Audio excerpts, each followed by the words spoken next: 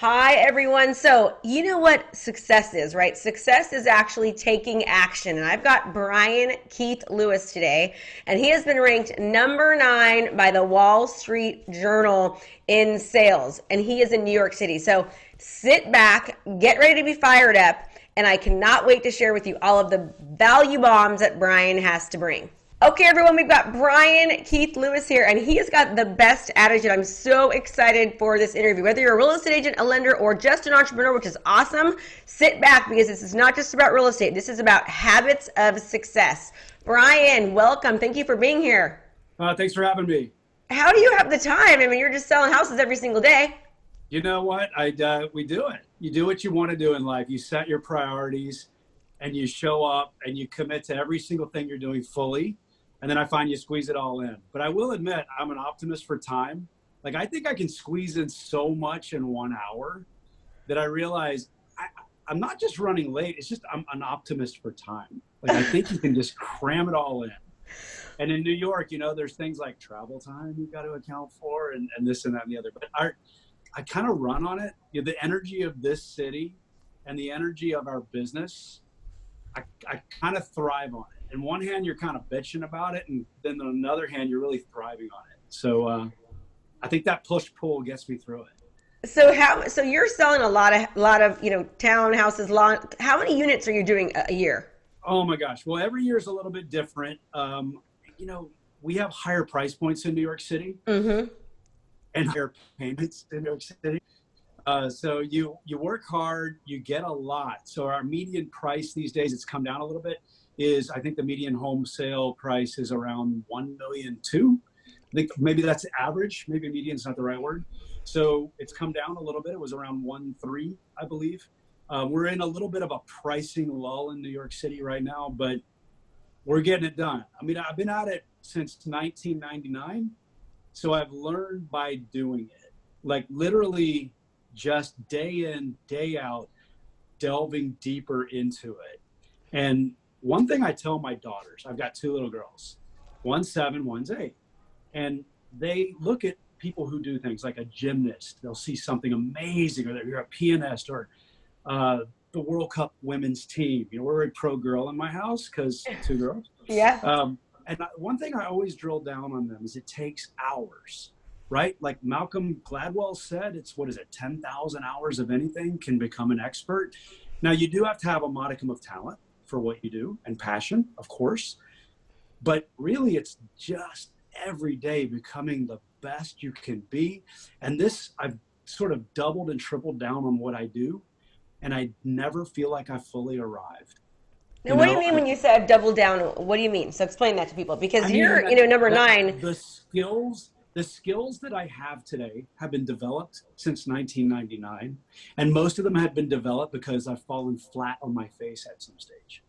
So I've lost the deal, or the negotiation was horrible, or it went well and I closed it, but I didn't get a lot of referrals from that source for whatever reason. And just always tweaking and always getting better and always thinking of what's next. Literally on the way over here, I'm thinking, oh my gosh, there's another way to touch that person that doesn't feel salesy, that doesn't feel typical brokery. I'm always looking for that touch point where my business is a feeling for somebody, where they leave feeling better than when they met me. Because one of my favorite quotes, and it's up here, so I'm going to refer to it and read it, so none of you will see this at home. But literally, it's by Maya Angelou, the playwright, the poet. She's a great thinker. She said, people will forget what you said, people will forget what you did, but people will never forget how you made them feel. And that's sales in a nutshell, right? But that's also relationships, because sometimes we F up. And sometimes as a dad, you F up. And sometimes as an agent, you F up, or a mortgage broker, or name your profession here. But it's how you ultimately make someone feel. And if you can couple that with expertise and a desire to get better, and a desire to own your mistake when you own it, then I think that makes you better as you go. So when I say I doubled down on my skill set, I literally like to examine every day and every deal and every moment how I could make that better. This podcast, for example, like setting this up. I'll prefer to have a camera set up in my room here, right? It looks great. Like, well, thank you. But I'm always thinking of what's the next thing for me, because otherwise I get bored. Yeah. I literally get bored. And then when you drill down on doubling down on what works for you and how to make it better and how to throw fertilizer on it, it makes it more fun and it makes it better for the consumer, which makes their experience better, because ultimately it should be about what makes their experience better. And when their experience is better and they're closing and they feel good and they get what they want in the way they want it, you're going to get business out of that. Literally, it's going to work. Absolutely. So you're definitely a servant. So you love to serve people, make people happy, make them feel good, it seems. Well, it's interesting you say that, because when I got out of school, I went to a school called William and Mary in Virginia. I studied government, I studied theater, and then I really had the theater bug. Like, I really came to New York to act. And I came here right out of college, and I met a really amazing acting coach. Her name was Uta Hagen. And she did what you do with coaching, but literally for actors. And she is known around the world, and she's very dead now. I got her at the very end of her life. But I learned something about that approach. Her approach was moment to moment, tell the truth, have something to add, and know what you want out of the situation. Otherwise, you're not serving the play, you're not serving the playwright, and you're not serving the director or your fellow actors. But at the end of the day, you're really not serving yourself. So to subsidize my acting habit, I was working at the Ritz-Carlton in the Four Seasons Hotel. Talk about service. Absolutely. Oh my gosh. I almost feel uncomfortable how much they serve you there. 5-star, 5-diamond service for global entities. And I literally did everything from answering the phone to carrying their bags to opening the door. I literally opened the door and carried the bags for Oprah Winfrey and Tony Robbins and President Carter and President Reagan when he was alive. I'm older than you are. And, all these people, movie stars, musicians, everybody who was huge sort of in the mid to late 90s, I carried their bags. And then quickly realized that, there was an actor strike and I couldn't do what I wanted to do anymore, at least officially. So I'm like, wow, I'm carrying bags and I'm 30 years old and I don't want to go to law school. So what do I want to do? And all the roads pointed to real estate. So I got into it. But that service, the moment to moment that Uta Hagen taught me, the service to others, meaning the service to the playwright in her world, but in the hotel world, the service to the client, really played into what I like to do, because I like when people are happy. I'm a middle child. I'm one of 3 boys. So I literally have I want everybody to get along thing. I'm the middle child too, but I'm a girl. I've got brother on both sides, brothers. Okay. And I'm the same way. I love making people happy. I mean, for me, it's all, I want people to be happy and I want them to like what I do and to just, it's important to me. And it brings out the best in them, which in turn brings out the best in you. So it's this like flywheel of quality that just starts spinning, and it's awesome. Like literally it makes me feel good. And I don't love conflict. I deal with it very well. I diffuse it and I get right to action points, because there's time to feel bad. Feelings are important. They're the GPS. But at the end of the day, if I was just worried about my feelings all day long, nothing would get done. Literally nothing. So when I wake up, I try to hijack my own day. Like literally, I have my spiritual moments. That's just me personally. I'm a very liberal Christian. That's just something that's not said enough. But I don't espouse my faith on anybody. It's my personal journey. And it's important for me to check in with my creator, my world, to get in tune with it. Because when I do that and I set my agenda, how can I serve my children today? How can I serve my life today? How can I serve my clients today? How can I serve my assistant today? What can I do with a positive light behind my eyes to make this world better in a small way? Mm-hmm. And if I set the GPS early, my whole day goes better.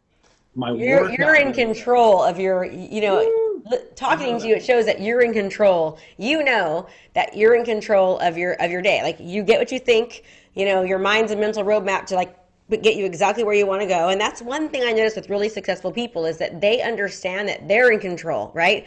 Even when they're having a bad day, they can change it instantaneously. And I love how you say that you want to know, how can I serve my assistant? How can I serve, your daughters, everyone around you? That's just so powerful. Well, and I don't always succeed at it, but it's the No one does. quest that really, because sometimes you fall flat on your face. And here's when I know I'm falling flat on my face. When the feelings take over, right? Feelings are real. And I feel like there are sort of, I don't know, they're like you remember that game Operation? And you're Yes. trying to get that little bone and you're like, okay, and you touch the edge and it goes, ah. Yeah. That's feelings like coming into it. And they can hijack us.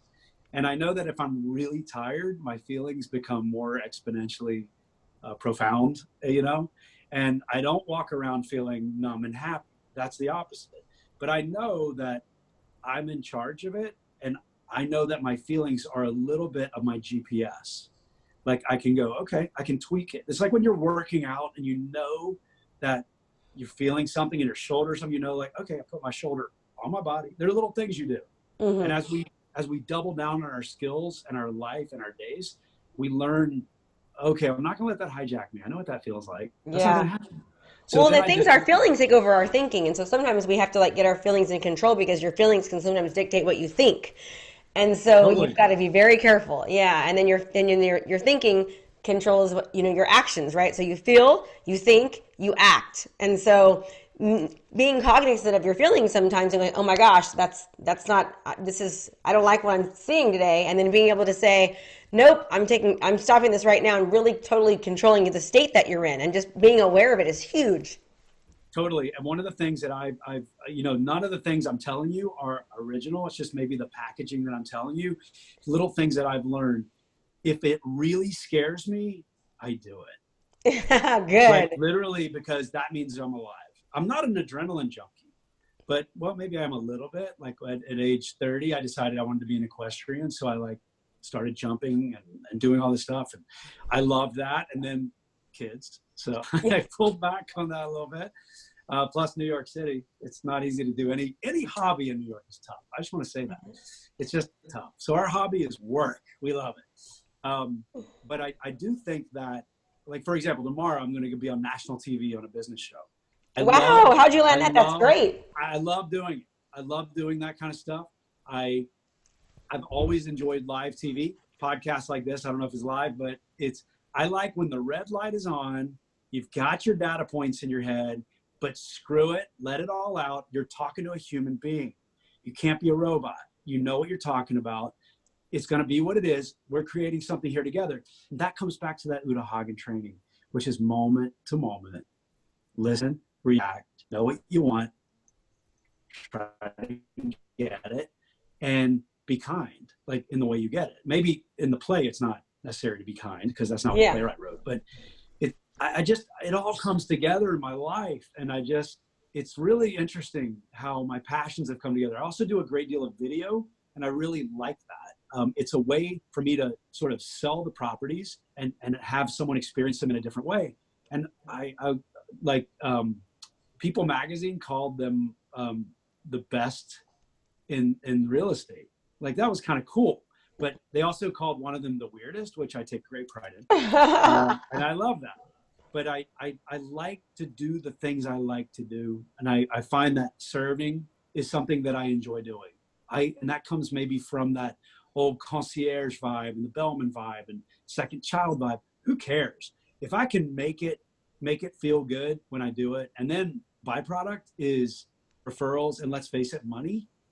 It's great. One of my best sales that I've ever did, I was in a car. We have these shared rides, like a shared Uber kind of thing. Yes. It's called Via here. And I enjoy taking them sometimes because it's cheaper. And if I'm not in a super rush, I get to meet somebody. I know that sounds weird, but I'm a people guy. The lady gets in the car. We were just talking, and she had her little dog with her, and she looked very that person with a little dog in New York City. It was like, oh, you're that. And I knew where she lived just by looking at her, and I was right. But we start talking, and I didn't even mention real estate, and we were just talking about life, and she's talking about France. And as a kid, I was an exchange student there, and I was just sort of enjoying our conversation. And I'll be damned. She goes, what do you do? I said, real estate. And she said, you need to meet my friend. He is having the toughest time selling his apartment. I said, I'd love to meet your friend. Where does he live? And she said, 157 West 57. And inside I was like, oh my God. That's like one of those new towers with like, I mean, multi. Yeah. You knew it was like a big payday. Oh, I knew that, but also was like, I get to go to the building. Like I was just happy to go. Yeah. And so she's like, let me set this up. And, you know, I followed up with her. I sent her a thank you note. You know, if nothing came of it, I made a connection. And she, a week later, said, you need to go meet this guy. His time has ended with his former agent. And I was like, great. I do my prep work. I know what it is. Have some video to show up my little pitch already. We go, he has a butler answer the door, but it wasn't like, hello. It was like a bearded Brooklyn dude, super chill. I'll walk in, probably the best view I've ever seen. 77th floor, dead on Central Park views. I made a pact with myself at that moment. I said, if nothing else, if I don't get this, I'm just going to enjoy this. I'm really just going to enjoy this.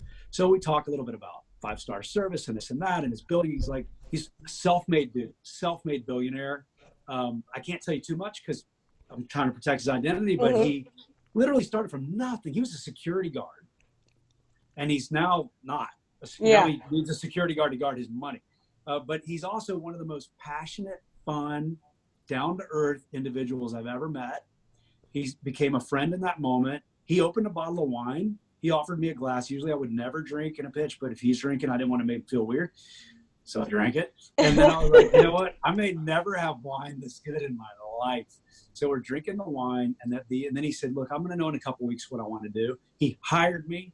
I pulled him down on price. I told him where the market was. I was very honest. I didn't just buy the listing. And I sold it. And it was the third biggest resale last year in New York City. And good for you. $42 million. Wow, just from a cab ride and just being nice to somebody. Just from a shared ride, and now she is a friend, and this and that. So you never know. I know those stories about you never know who you're going to meet, but literally, I'm not a big game hunter. You know, a lot of brokers are just out looking for the big game, and that's awesome if that's what they like. They're just looking for that big ticket. I literally farm. I am a kind of a boring ass farmer from Virginia. That's kind of the way I work my world. I'm like doing the same things in those fields, resting one, planting one, harvesting one, prepping one. You know, I'm just sort of doing my thing. And this big game walked by my field. Instead of like trying to kill it, I just showed my fields and my crops. And she signed up for crops. And so I'm just exhausting this analogy, but I literally think of myself as a farmer. I don't chase big game. It's got to work into my system. I'm never white hot. I'm just sort of red hot forever. And that works for me. And that's the way I like to do it. $42 million. That is awesome. We don't even that's in my area. That doesn't exist. It doesn't exist. Well, there are even more in New York, bigger. And that's led to some stuff. But the fact is, I think a good salesperson, at least the kind I like to be, is if you open the grill, right? The grill, literally, patio grill, you will see a mixed grill. Literally, you will see like hot dogs and hamburgers and veggie pats. Who wants to eat that? And then you see the Kobe beef, and you see the lobster tail. That's all on the same grill. And you can't always just count on one. And in a changing market, which is what we have in New York City, if your viewers out there don't know it, we literally have had a market that's changed a bit, right? So we have dropped down based on the tax changes and a lot of the legislation from Albany, which is our state capital, really coming after the 1% really hard. We've seen a retraction of foreign buyers. We've seen we've seen an overdevelopment of a certain level of the market. So when all those come together, it makes a really sort of weird punch of like, it's hard to navigate that market, and it's not as fun. And it really requires rolling your sleeves up, loosening the tie, and fundamentals, real fundamentals come into play. Explain what your fundamentals are. When you say fundamentals, what do fundamentals mean to you? They've never changed, and they've just gotten rich. Be a farmer, not a hunter. Really know how to navigate a drought or just a downturn. Maybe the crop that you're selling isn't as valuable as it was. So you've got to know how to shift and pivot. And for me, it's literally those fundamentals. I remember being a bellman. Sometimes it's Christmas. The money just comes at you. Oprah's throwing you $100 bill. Like, there are just days where you're like, it's coming at you. And then there are days where you gotta be a little more creative. The hotel's occupancy is down. The people aren't coming in. So you have to really up your service. So I feel like in an economy that's changing, or at least in New York City it has, and I hope for all of you out there, you're not going through it, but you will go through something at some stage. Absolutely. And anything that you do, there are cycles, right? So I've been through many cycles since 99, and I always feel like you work harder and sometimes you're making a little less, but the fundamentals of what you double down on, your ability to serve, your ability to really not let your day get hijacked, the ability to own your day, to have your day before anybody gets you, you get you. And to have that as part of your thing and really focus on the things that make you happy, your family, your friends, your organizations. I'm a big I lean into institutions, right? Like, I like that my college is an old school that's been here since 1693. I love it. I like institutions, and I like leaning into that alumni group. I like leaning into my very progressive Methodist church that I'm very proud of. So I try to get into more of my service for that. Maybe give a little more time to that soup kitchen where the line's getting a little bit longer. I really get in more deeply into my relationships and deeper into my sellers and my buyers, just because they're a little more precious. And frankly, once that becomes part of your mantra, when that market comes back roaring, you will automatically be on a wave. It's like just focusing on the skills that you have, right? That's I could go into many analogies, but I just feel like these are opportunities. The way Warren Buffett says, when people are buying, you sell. When people are selling, you buy. Maybe he doesn't say it like that. He talks about compounding. I'd be a lot richer if I followed his things, but literally just going to your fundamental skills and just sort of getting better at them, focusing on them every day, and trying to be the best person you can be. And really getting to know your fellow agents in my industry is so important, because deals come and go. Brokers kind of stay forever. Reputations can be made in one bad deal. Absolutely.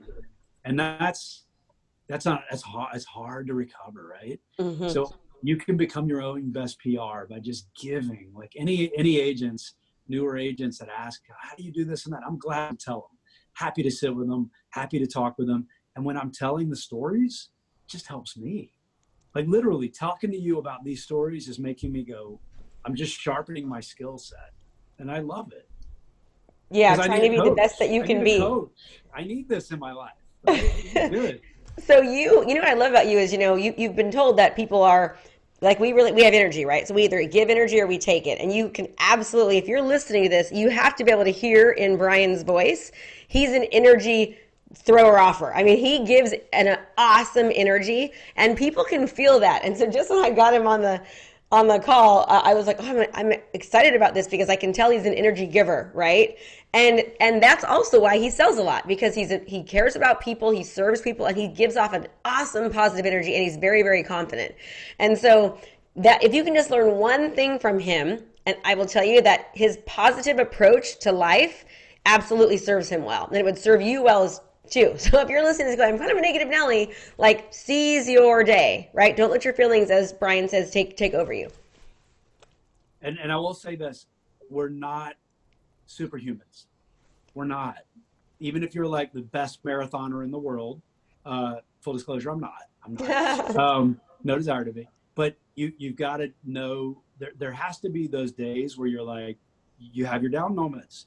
We all do, because we are human. We are living flesh. We're these amazing energies here on this human plane.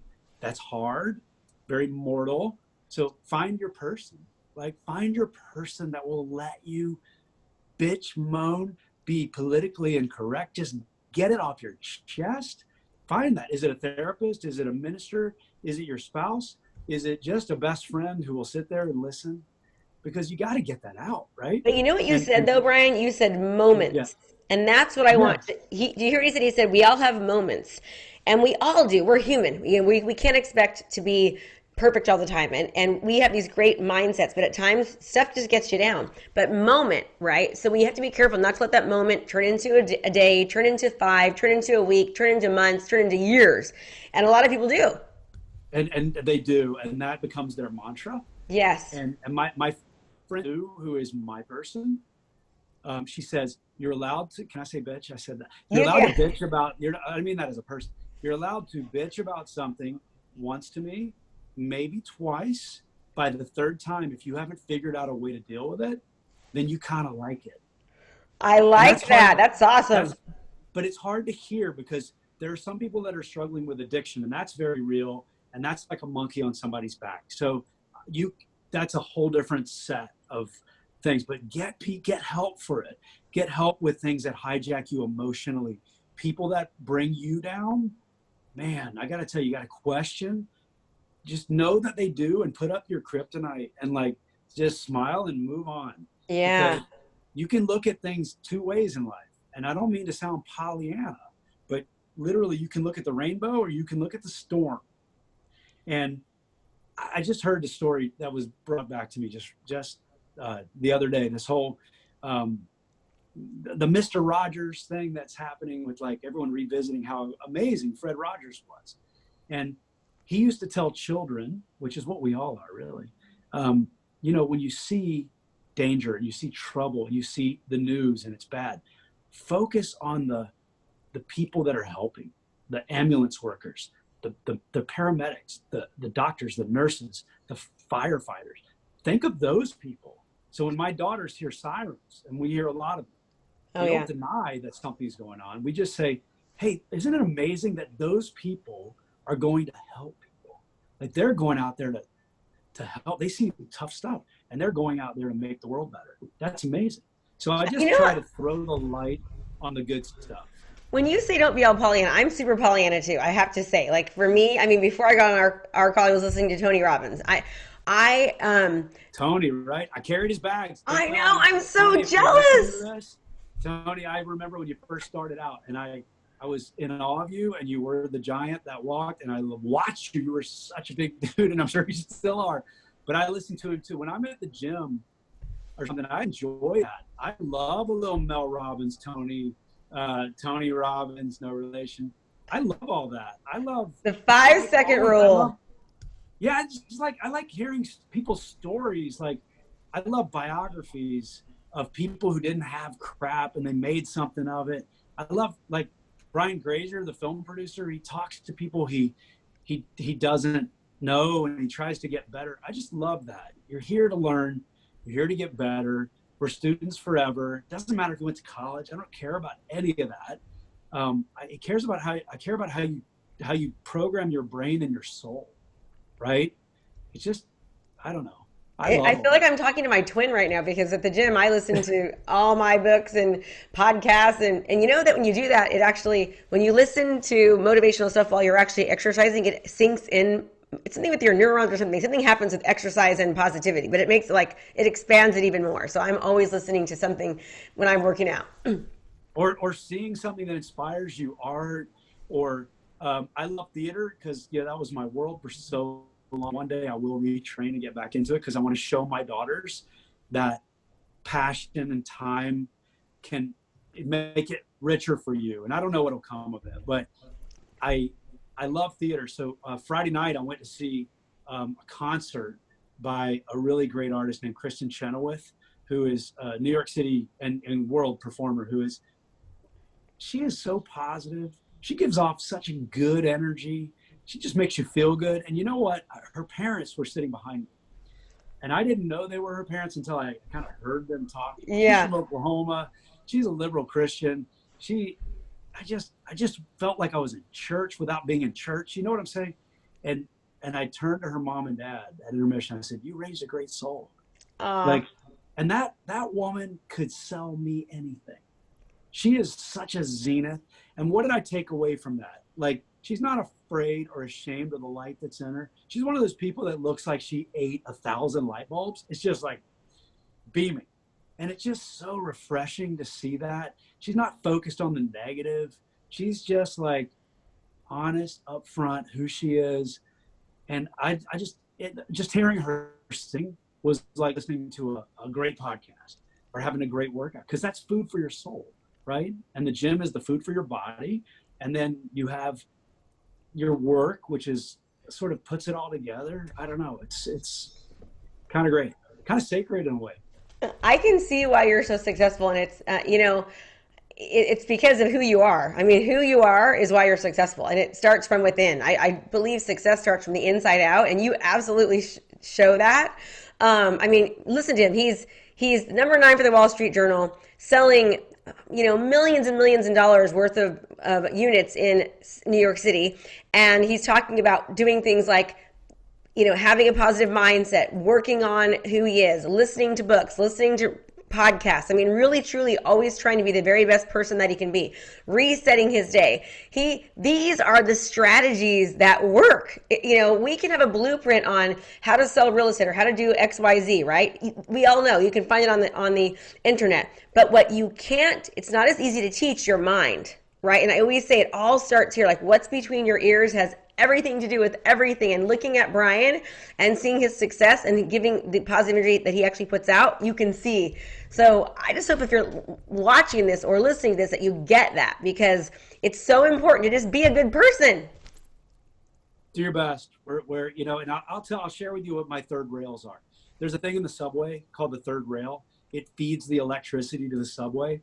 If you touch it, you die. Like, yes. It's the third rail. Like, don't touch it. Don't go near it. You don't need to be near there, but I call it the third rail, and that's literally what it's called. So my third rail thing. So early on in my business, I did a lot of on-camera stuff, a lot of CNBC and MSNBC, and I still do some of that. I'm going on a financial show bright and early in the morning, and I like doing it. I really just enjoy it. I've shared that with you already. Yes. But I was also getting into like the HGTV thing. They had a thing called My Home is Worth What? And I would do the New York City stuff, and it was fun. And then I did all these little shows, and it just really sort of married that acting thing with the camera thing, with the real estate thing, and it sort of helped determine who I am. But I noticed something happening. The shows were getting a little bit snarkier and a little bit edgier. And I mean, I don't know if you know this, but in my former life, I was a TV actor. Like, I did a lot of commercials. So in the 90s, I was the Head and Shoulders guy, and I was the McDonald's guy. And I think I remember you as the Head and Shoulders guy, Brian. I think I remember you as the Head and Shoulders guy. I swear. I had a lot more hair. But anyway, but you know what it is? There were a few Head and Shoulders guys, but my stuff was, I watched my old reel, and you can see it on Facebook. You can go to my social and dig down in my thing and see it. But I watched, and the things where I got the most response was like right to camera, talking as sort of me, not as like salesy, but just talking about the hamburger or the stylist that was combing my hair. And I was like, oh, and then when I'm on the financial shows, I'm just talking. On this podcast, I'm just talking to you. So that was me. I was kind of playing me. I don't know if I was like a zenith actor, right? If I was, I'd probably still be doing that, right? But I was good, but it was me. And so I enjoy playing me. And I think a lot of actors don't like playing themselves. They hide from that. So I've sort of doubled down on that. And I always go, third rail. I'm sorry, we'll get there. I'm sorry, a little circuitous talking. But the third rail for me is when, all of the reality shows hit, and look, theater and TV are about conflict, right? Because it keeps people watching. Absolutely. Mm-hmm. And so they have to do this sort of snarky, no offense to anybody who enjoys any of this, or the participants, the housewivesy kind of thing. And that just felt inorganic to me. So when I read for the folks at Bravo for $1 Million, like, I would kill to be on that show. Are you kidding me? Like, those guys are doing great. But my third rail is that I became very jealous of that. And I got very tired of people going, you'd be so good on that show. And then I felt small, like I wasn't enough. Like my thing wasn't enough, because that's what the world wants, because that's what is getting a lot of money and attention, and those boys are having so much fun and being who they are. I love it. I want it, but it took me a while to get there. It took me a little bit of talking through it with my friend Sue and being jealous. And that was my third rail. So it derailed me because I couldn't be me because I was trying to become more like them, which became an authentic kind of thing. You hear about this with actors a lot. Like if the trend is for a young actress to be a certain type and then she can't be authentically who she is, sometimes the world catches up to your type. And I've always been a late bloomer. And P.S., if Bravo's out there or Andy Cohen's watching, maybe there's room for like a nice guy. Not that those boys Hey, what about me too? I mean, I think we'd be a great team. I'm in.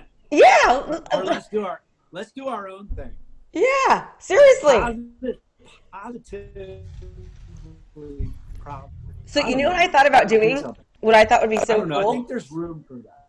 So what I thought would be so cool would be like to go to all of the, like to somehow figure out, okay, because I live in San Francisco area, right? I'm an hour from San Fran. Yeah. How do I get into all of these super, expensive houses? Kind of like, remember the old show back in the day? It was like Lifestyles of the Rich and Famous, Yes. And then do that here. You could do that there and we could fly back and forth. Oh, my dearest cousin, Tim, is in Mountain View. I'll just go. Yeah, he's great. He's one of those internet dudes, and great. He just ran the marathon. He's such an inspiration. We're both 50 this year, okay? So, Tim, I just outed you. You're 50, bud. And that's why, if you look back here, I've got Neil Armstrong. I think I was doing a seminar for Zillow. Like I did a talk this summer in Santa Monica, and then I went to our Malibu office at Compass. We have two, and this art was in the store next door, and I was like, I love it. It's an LA street artist, but it's the astronaut breaking through the clouds, and it's 1969, which is the year of my birth. And what month are you? Are you a Leo? No, I'm a full Virgo. Oh, okay. Yeah, I'm September 17th. So I'm like, I want things to be neat and orderly and in order, but I feel like I have maybe some Leo in me. I don't know. Are you a Leo? I'm a Leo. You seem like a Leo, yeah. Well, okay. In a good way. That's why that's there. And if you look below here, I've got clouds. Yes, I love it. And I chose not to put in like blue clouds because sometimes your days are a little gray, but you got to find the sunshine. And sometimes you got to be the astronaut, who is coming through the clouds, because there's nothing in life that says we would ever do something like that, ever. Like, it doesn't make sense. We're governed by gravity. So we defy gravity. We try to do things, try to walk taller. We got to be the best person we got to be. And that just reminds me of that. And then my Maya Angelou quote about, it's the way you make people feel. Absolutely. Really is what's remembered. And my only other thing that I'm going to put in my office, and maybe you'll call back the day I install it. It's going to be, I haven't told my assistant about this, but it's going to say, you are enough, you belong, and you matter to the world. Because I tell my little girls that. It's like, that is so important. And when people come into my office, I want them to know they matter, they're enough, and they belong here. Because I think so much of our life, these little inner monologues, you feel like you're not enough. Absolutely. You feel like you don't belong, and that you don't matter. I bet you are a good dad, Brian. Well, I try to be. I try to be. I mean, we do our best. So I have my moments. We all have our moments, and that's the thing. And it's just like recognizing when you're not, and then just going, wow, I don't like that person. Let me just change that. And just changing it, not beating yourself up for, a couple days because you made a mistake, because we're all human. That's it. It's like, you don't get mad if you drive an automatic car. If the gear grinds a little bit, you might go, oh, I won't do that again. If anybody doesn't drive a manual car, you won't know what I'm talking about. But you just got to find that sweet spot to put the gear in place. And keep on shifting. And they keep on shifting. Yeah. Keep on shifting. Keep on driving. Shifting. Get better and better. Well, this has been great. And I just want to let you know, we don't usually go this long, but it was so uplifting and inspiring. And I hope that everyone that's listening feels the same way that I do. I feel like I've met my guy brother here, because I'm your brother. Yeah, you're West Coast. The way that you talk and think is so similar to me, and I just I had just a great time. So I'm sure you were super inspiring. Listen, he gave you all of the skills and strategies, and it's not tactile. It's inside your head, right? Which is more important than anything else. So listen to this. Go back and re-listen. Go back and memorize what he said and start applying it to your life. Brian, I always ask everybody, what's the one thing that if you could, your one tip that you would give, what would it be? Just be authentic. You are enough. You're enough.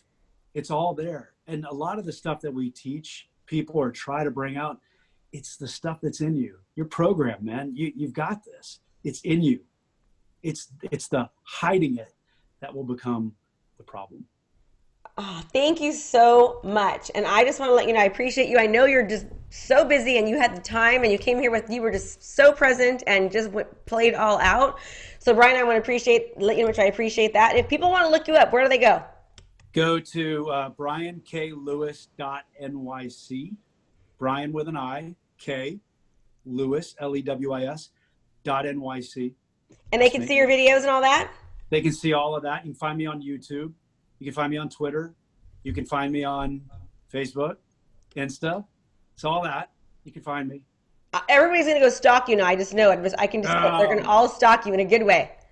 Well, I listen, bring it. We're all here to help each other.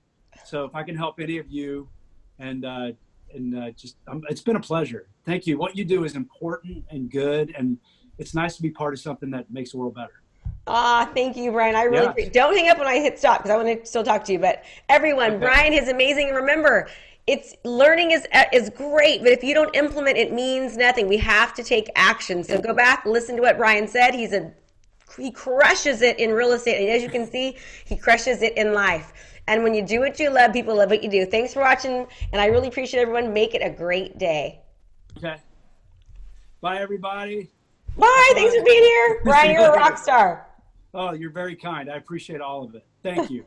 Bye, everybody. Thanks so much for watching my video. You can learn more about how to be a successful real estate professional by watching other videos that I have.